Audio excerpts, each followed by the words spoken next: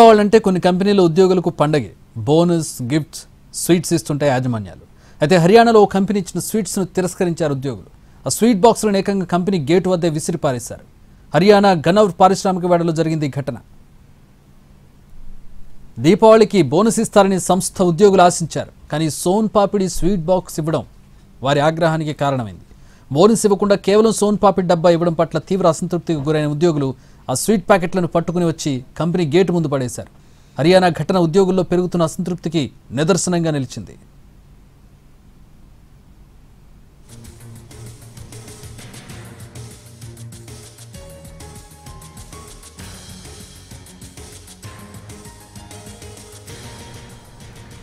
దీపావళి అంటే కొన్ని కంపెనీల ఉద్యోగులకు పండగ.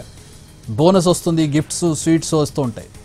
అయితే హర్యానాలో కంపెనీ ఇచ్చిన స్వీట్స్ను తిరస్కరించారు ఉద్యోగులు. ఆ స్వీట్ బాక్సులను ఏకంగా కంపెనీ గేటు వద్ద విసిరేశారు.